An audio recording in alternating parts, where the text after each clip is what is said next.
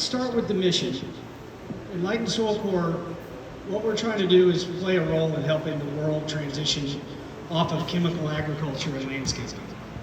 And our contribution to this effort, and it is a system-wide community effort, takes a whole bunch of us, is the science behind this green algae.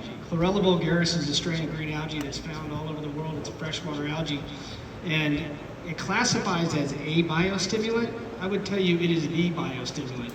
Biostimulants are algal extracts. There are properties in these miraculous little organisms that stimulate microbial populations. They help them grow, and when we do that in our soils, good things happen. So what we're doing is we're traveling the country, and not just this country, but branching out, and we're working with producers of all kinds, all types of crops, pastures and hay, grasses, legumes, all of it, to help everybody learn. Let's stop doing the things that damage our soils and start giving them inputs that help put life back in it. We have the data now that shows us that this algae does that, and so it's just about connecting with farmers and ranchers to help you learn about it and see it work on your ground.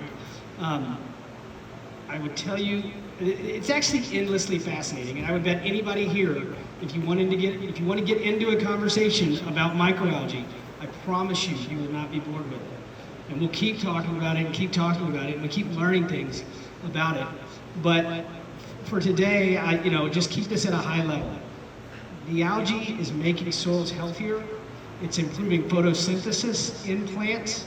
It's amplifying the entire nitrogen-carbon cycle. And this is resulting in healthier forages, more productive ground, with less fertilizer, less chemicals, and it's better for the animals.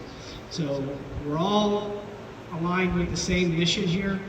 Our role is in helping the soil, helping the microbes. We have a team of soil scientists and agronomists that are available to help support our clients. These are names that, if you're in the regenerative space, you'll recognize, and they're on board with our mission, they're on board with what our product can do, and we're here to connect you with them. And so to that end, I can talk about this algae, I can tell you about who's using it, but we'd also like for you all to use it for yourself. So anybody who's willing to work with us, and when I say that, I mean, if you're willing to apply the algae to some of your ground and give us the feedback, we're happy to provide a gallon of this algae to you.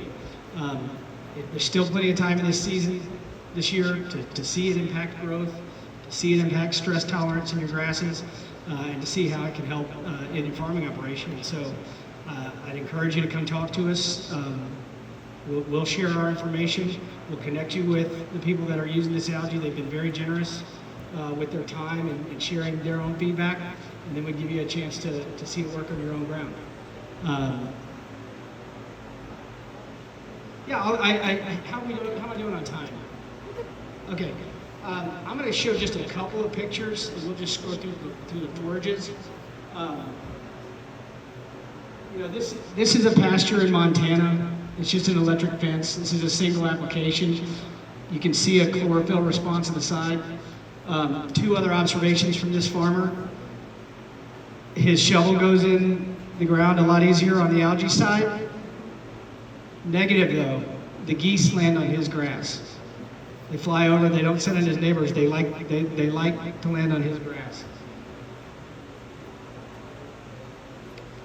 Also out in Montana, this is one of my favorite stories.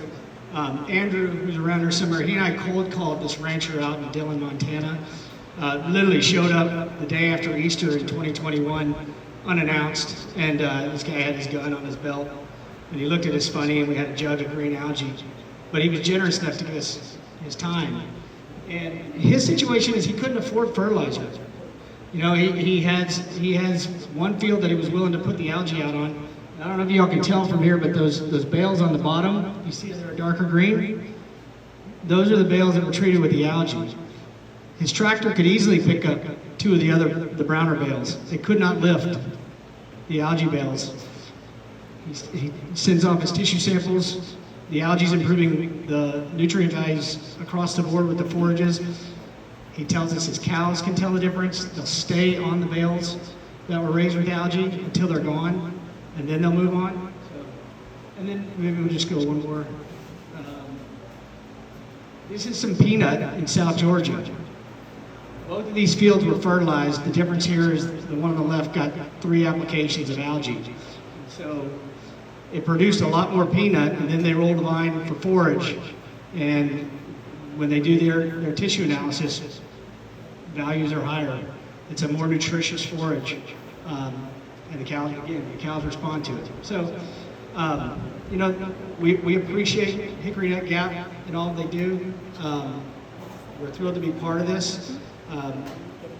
We want to support y'all's mission. I personally, I don't want to talk about myself too much here, but if you guys see a spike in sales for the Harris Teeter on Harborview in Charleston, South Carolina, that's me. I eat 2 pounds of ground beef a day, and I've cleared their shelf of your product multiple times. So if it flies off the shelves there, that's me. Thank you for your work. Thank you.